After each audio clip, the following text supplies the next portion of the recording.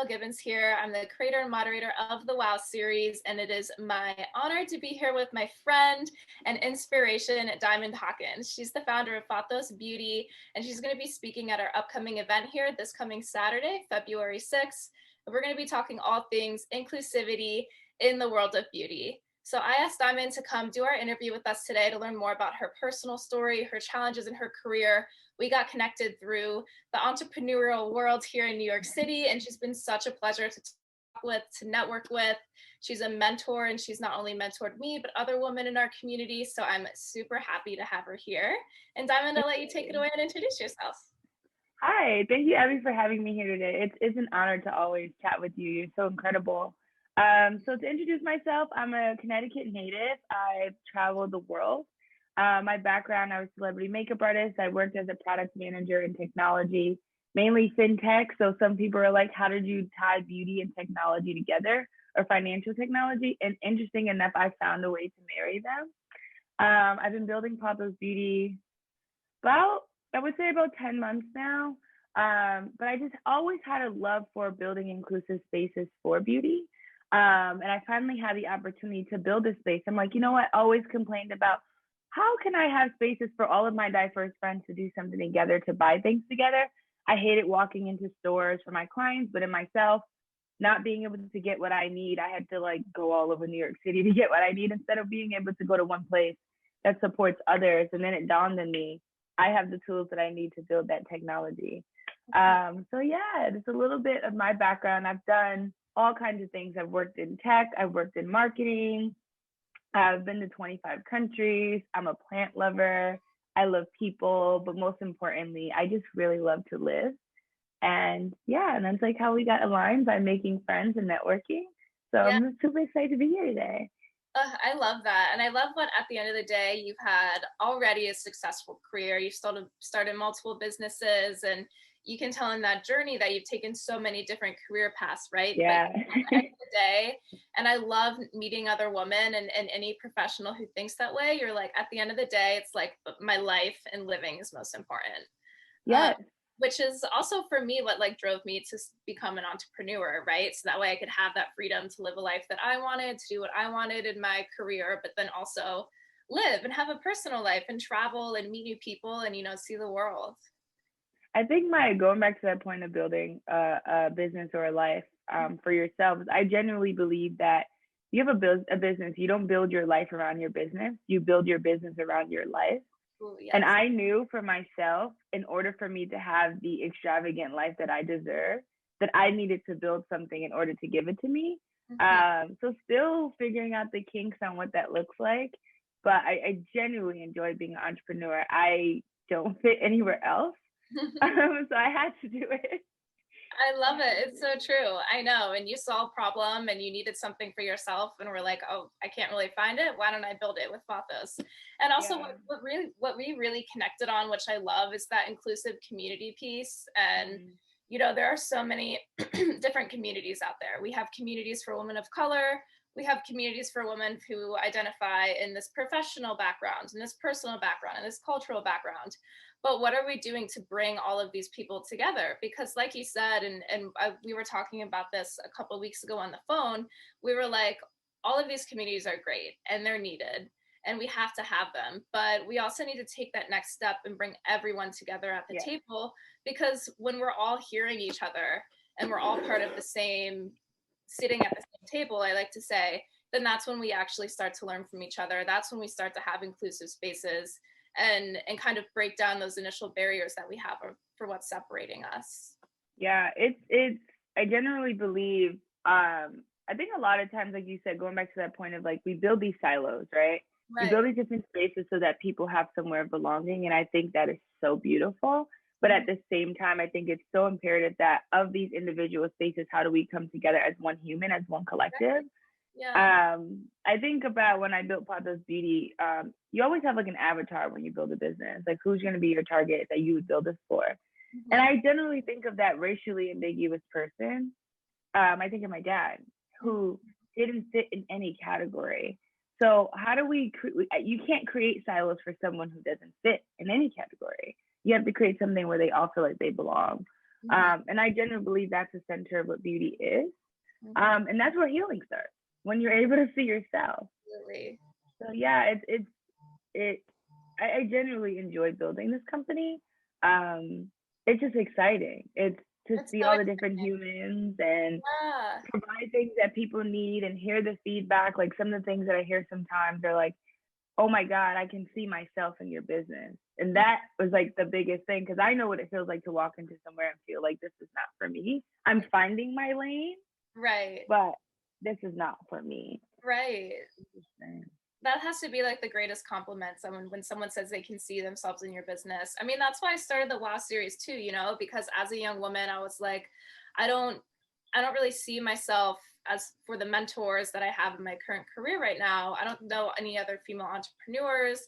And then when I started networking and learning from these women and seeing, oh, they did it, I can too. It's like, well, how do I pass that on to the next generation? But also, how do I make sure that it's not just people who look like me, but that way it's this inclusive community so everyone can look and see, oh, there's someone who did it. I know I can too. So incredible. I love it, Diamond. I always love talking with you. And let's get into these challenges that you've had to face and, the one that sticks out for you the most. I know you said earlier, you've experienced, yeah, and you've already experienced, walking into the room or finding different communities where you don't really see yourself reflected in it. So I'm sure that was a big driving piece in Pothos, but how does that translate into your career challenge? I would say my career challenge, my career challenge. I think the biggest thing is like not having opportunities. Hmm. And I graduated with my master's degree when I was 22. I have a Hmm. bachelor's degree in political science and a concentration in philosophy of political regimes. And then I went and got my master's degree in strategy. So I have an MBA with a strategy focus. Hmm. Um, and coming out of school, I couldn't get a job, no matter how accomplished I was. I was a Division 1 athlete for a new sport. I was always like a pioneer who did beyond everything that they said you should do. My resume is stellar, but it Right. wasn't enough. And then I also think about when I was a childhood model, and my first experience with modeling is when I finished modeling school. The foundation that they put on me did not match. And I just remember being 12 years old and feeling so uncomfortable Yeah. that I completely disregarded the whole career. I wanted nothing to do with it. I wanted nothing to do with beauty because I just felt so terrible. Um, and those are challenges that I would say throughout my career are just consistent. It's constantly getting a no. When you get over 500 no's, it kind of gets to a point where you don't even hear it anymore. Hmm. I don't let them take me down. Hmm. I just find the gray areas and build new ways. And it just gets to a certain point where I'm like, fuck this shit. I'm just going to make my own. Yeah. Um, and I can say like the biggest challenge in my career, I'm still so young, um, would be the constant rejection Hmm. without explanation. Right. Um, and it's like you don't want to put it into a category as being a Black woman, but no one can give you an answer as to why you're being rejected. I'm generally asking for feedback so I can be better. Right. And yeah, I just never really fit anywhere. That was I can say like it's like a massive challenge. I never fit. I'm a change agent, so I speak up all the time. Hmm. That's not always welcomed in some spaces, Yeah. most spaces. Yeah, so I can say like that. I'd be lying to you to say that that wasn't something that has taken like a toll on my mental health over time. Hmm. When you know that you're qualified, you're going above and beyond, and you just keep getting told no. Yeah. Yeah, but it doesn't stop. Even as an underrepresented founder, it doesn't stop. It just you get There's, so used to being told no. right. There's different Yeah, rejections. Now it's whatever is related to your business. And I have to say, we've had a few different Black women that we've interviewed, and almost everyone I've interviewed has gone through this scenario of rejection, right? But it is 100% more of a challenge for the women of color who we've interviewed on here. They're the ones, yeah, like I can, or when we interviewed Brittany Oliver, she's the founder of Lemons to Lemonade. She went through like 80 rejections. Same when Tori Wood Tyson was telling us about how she was applying for a career as a coach, and they just no after no after no until finally you find that window of opportunity. But similar to your story, and we talked about this, and they said it. It's hard. you start to think, is it because of my color? Because there really is no other explanation, or it feels like You try to avoid it, there's, right? and you want to avoid it, I'm sure, because that, how heavy is that Yeah, to realize that, like, oh my God, just so because of the way heavy. that I look, like, you know, I'm sure you just don't even want to acknowledge that No, or go there. it's so hard. I can honestly say from my experiences, and it started all the way back from school, sports, and now my business. It doesn't change. It's a theme all the way through. But Yeah. it's like you don't want to pull the card to say, this is what the problem is. But Mhm. you just bang your head on the wall consistently over and over and over and over again to figure out what is the problem, and you can't come up with anything else. So it's Right. like, what is this? And then you're kind of forced. I find that a lot of women of color, there's a reason why Black women are considered the most amount of entrepreneurs right now. It's Hmm. not because we want to be entrepreneurs, it's because we have to. You have to create that opportunity for yourself when no one else would create it for you, right? Yeah. Yeah, no, absolutely. And I think that's so hard, and the greatest part about you sharing your story is that other women will know they're not alone in this, you know, and Yeah. also that see that we can create opportunities for ourselves when Mhm. society and the system isn't creating it for us. And that's why these communities and mentorship and all of that is so important, so that way we can hopefully start to open up the doors. And it's thanks to women like you and all of the other women here on the WOW series and outside of the WOW series who have taken the tougher path in becoming an entrepreneur, fighting through the rejections. That way you can open up Yeah. the door for Yeah. the next generation. So, what is your advice for your younger self, for the next generation of women? My advice for my younger self and the next generation of women. Sorry, I'm just harping on that piece where you said like Yeah. taking that challenge. And Hmm. like you're the one who's taking that challenge and taking on the grunt to clear it out for other people. It is exhausting, but someone has to do it. Yeah. And I think we forget sometimes that we are the warriors that put that jacket on and Yeah. just take that step. Oh my God. So I would say the advice I'd give my younger self, most importantly, is what I tell myself now: like everything is made up, and then you die. Hmm. Which is very morbid, but at the same time, if you realize that things are made up, you'll realize that you can make that path. And Hmm. most importantly, I tell myself how other people treat you is not a reflection of you, but Mm, rather a yes. reflection of their own self love. And I Yes. think that would be something that would help my younger self. I Hmm. would save myself a lot of stress, a lot of tears. And I would say, as an entrepreneur, um, people will tell you keep personal and business separate. And I disagree, Me too. um, because if something's going on in your professional life, it will affect your personal life and vice versa. Hmm. So treat them together, and most importantly, design the life that you want. Hmm. And because someone tells you no, it's not a no. It can be a yes from someone else, or give a yes to yourself. That Exactly. would be the biggest thing. I would have saved myself a lot of tears, headaches, if I would have just been like, just do it yourself, and Yeah. it's all made up. And network. I would honestly say Hmm. your network really is your net worth. I know I used to like, oh, whatever. Um, but meeting people like you Hmm. and us bringing communities together is so important. The more people that you can build authentic relationships with, not Yes. transactional, the better. I would say Absolutely. start early. Absolutely. And the key of there is authentic versus transactional, especially in the corporate world. I think we're taught it's all about, especially, you know, when you are in these male dominated industries, it's all transactional. Mhm. What can you give me? What can I give you? Blah, blah, blah, blah, blah.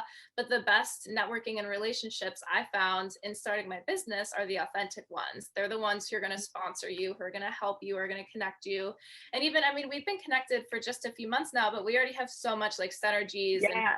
how can I bring you into this, or I have a speaking opportunity, you know, so you authentic connections is the key. I love that. And I'm Yeah. all about your network. I think it can really help you, you know, grow in your career. And I also want to go back to what you said before about being the ones to kind of trailblaze, right? And being the ones, like you said, to kind of put on the coat, to put on the jacket, to put on the cape, to trailblaze the way forward. It is heavy, and I experienced that even too in a different way. You know, like I've been granted different privileges when it comes to navigating my career, getting that corporate job, but then when it comes to realizing the inequalities that exist in the corporate world and exist for women, I'm like, no one else is changing this, and it's still not being reflected in leadership. Like, okay, I need to step up and be the one who says something when no one else will. And that's especially as, you know, I still work my corporate job now, reflecting the work that I'm doing in WoW series in my 9 to 5 has been challenging to navigate. But then also knowing that because of my position in society, I need to be the one to step up, especially when no one else will, you know? It's been challenging navigating, and it all of a sudden I feel like sometimes you have days where you're like, oh wow, like this is a lot that I'm putting on my plate. And you realize you don't need to do it, but if we don't, then who else will? How do you balance that for yourself? Um, it's just right now I feel like it's a learning process. Yeah.